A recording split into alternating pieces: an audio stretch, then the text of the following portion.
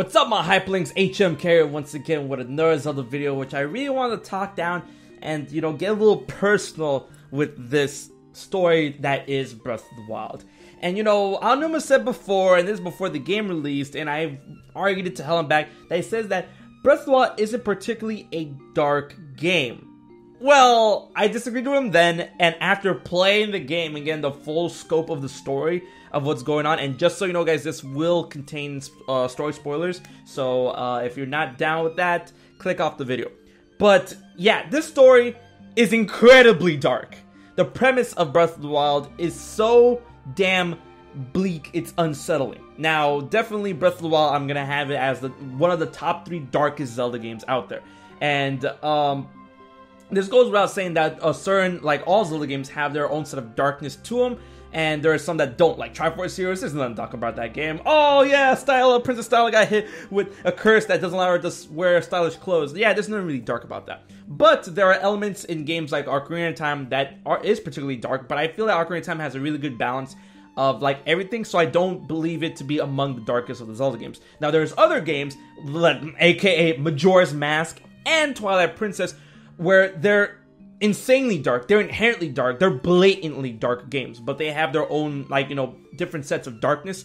And for Twilight Princess, it deals with more mature themes, while Majora's Mask deals with a lot more twisted themes, a lot more psychological themes, right?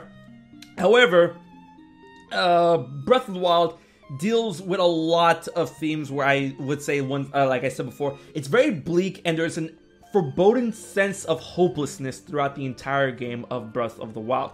Because, we've played before in a Zelda game where it was post-apocalyptic, aka the Wind Waker. That was definitely post-apocalyptic. But, the overall charm, and Wind Waker does indeed have its darkness for finding out that this game is indeed post-apocalyptic. It's not foreboding like it is in Breath of the Wild. For the whole part, it's like, oh, it's charming, it's adventurous, I gotta go find my sister. Yes, that's terrible. And, but all these colorful people, all these friendly faces tell about how I'm the chosen one, and I'm here with my happy boat, and I'm gonna go save the day and stuff. But as the game goes on, it does get a bit more darker and darker, and then when you put everything together, I'm like, man, that's really messed up. But then it drives hope for the future, because, after the cataclysmic event, which was the Great Flood, in the Wind Waker, people were able to rebuild and create their own new society, right?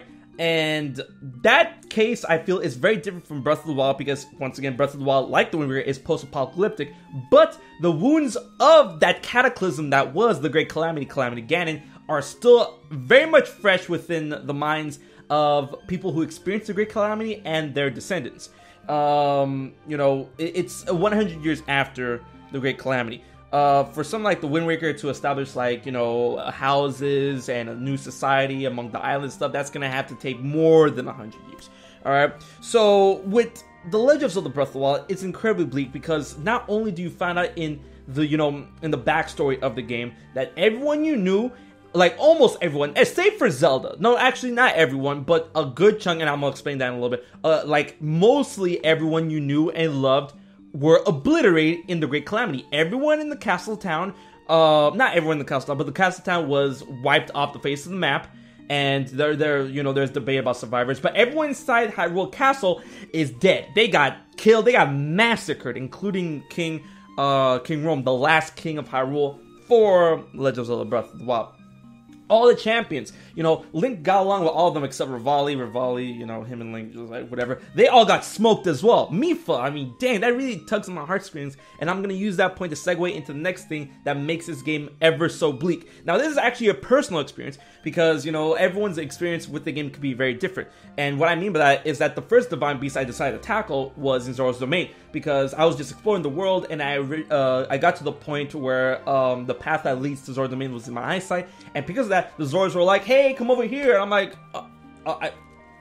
I guess I'll go over here and check what's out, because I was just really exploring the world. I wasn't really ready to go to any of the corners. I wasn't ready to go to the Gerudo Desert. I wasn't ready to go to the Rito Village. I wasn't ready to go to Death Mountain and stuff. So I was just really checking everything out. But then from a distance, that's when they started drawing me to Zora's Domain. So that was the first one I decided to go to, right? And then when you get to Zora's Domain, you find out that Zoras age a lot slower than compared to regular humans or Halanes or any other race of Gerudos.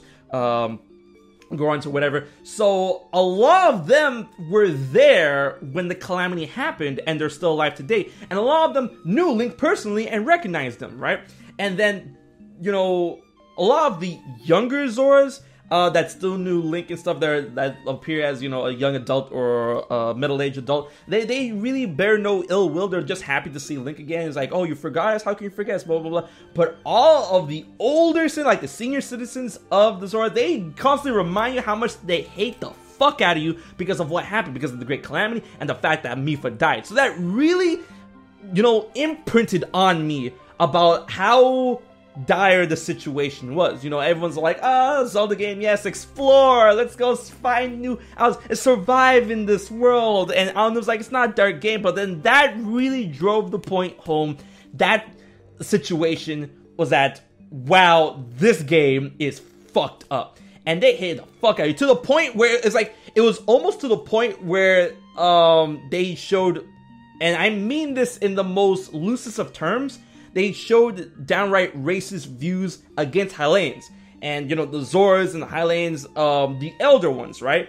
They were just straight up as, like, filthy Hylian. How can you let this Hylian do this and stuff? And, you know, Link is the reason why Mipha is dead. And they just straight up, you know, bore outright hatred. And racism is bound on hate. And they kind of use Link's apparent, you know, fuck-ups as a, you know, stretch pad or a launch pad off those views of, like, how they look down on Hylians. But, of course, you know, this is a Zelda game, this is by Nintendo. That subsides after you beat the, Divine Beast. So that was very bleak, you know, and then just going out throughout the entire, through the other regions of Hyrule, and then each other race and stuff, like the Rito and the Gorons and the Gerudo, you find out, especially from the Rito, like a lot of people were sad. The Divine Beasts were really messing up their lives and stuff, and that just goes without saying about the calamity itself. Like, they each have their own problems, and their problems threaten their very way of life,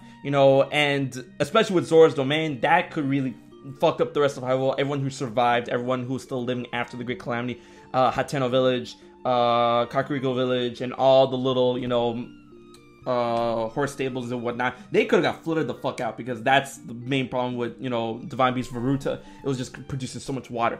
So that situation that was created after the 100-year after the calamity 100 years later, and the calamity itself, because, like, everyone's dead, everyone's reminding you that everyone's dead, and then there are a bunch of people that weren't really there at the calamity. They're trying to live happy little lives and stuff. And I remember this one lady that's near the Dueling Peaks stable, she doesn't say this voice line anymore, but that really stuck with me, where she's like, today is such a beautiful day, all the flowers are beautiful, the wind is nice, it almost makes you forget the world almost ended 100 years ago. And I'm like,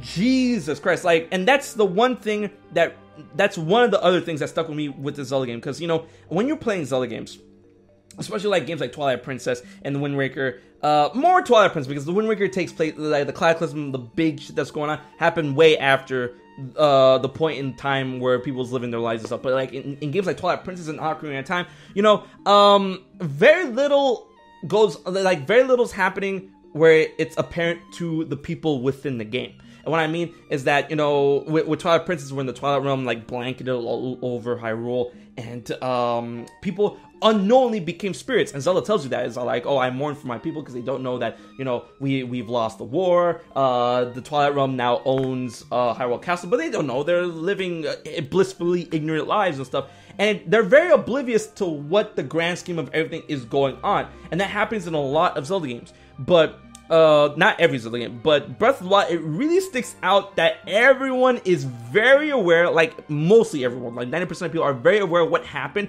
what's going on, and, like, you know, the foreboding presence that the world might end at any moment if the hero doesn't, you know, fix this mess.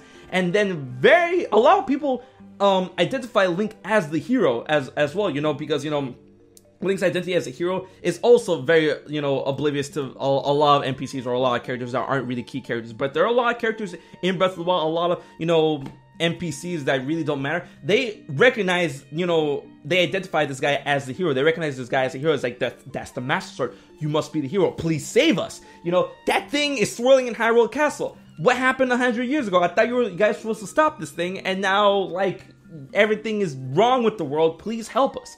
You know, so The Legend of Zelda Breath of the Wild is an insanely dark game and a very bleak game. Not only is it very profound, it's very, you know, in your face if you decide to look for it, but once you put everything together of what happened and what's happening as you play, it's very dark, you know, and it's up in the air, like, which of these three games is the darkest. You know, a lot of people would argue Majora's Mask is the darkest game. A lot of people would argue that Twilight Princess is the darkest game. And now I will argue that Breath of the Wild definitely stands up among them. And it's something that's very good. It's something that helps push me forward as a player controlling Link in order to save the day. Or I should say, you know, make sure everyone is safe after this point in time and stuff.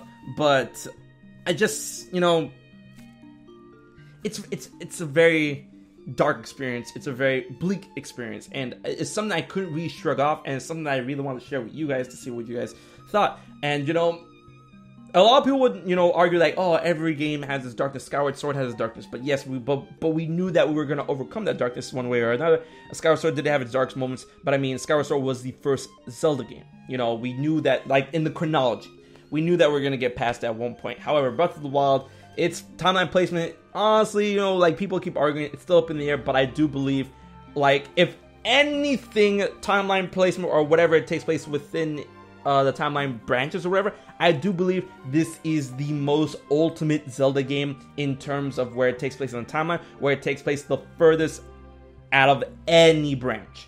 You know, I do believe that, you know, Skyward Sword being the last console Zelda we had was the first title. Now Breath of the Wild is the title that's way ahead in the future as we talk about, you know, 10,000 years in the future, ancient technology, advanced civilizations, yada, yada, yada. And then that goes what I was saying about the situation that the Sheikah was thrown in, about how the origins of the Yiga tribe. There's just so much to this game that is insanely dark and insanely bleak. And I just wanted to let you guys know what I thought about this game when it comes to the story and how dark it is. But I also I want to know what you guys think about, you know, if this game should be placed among the darkest Zelda games.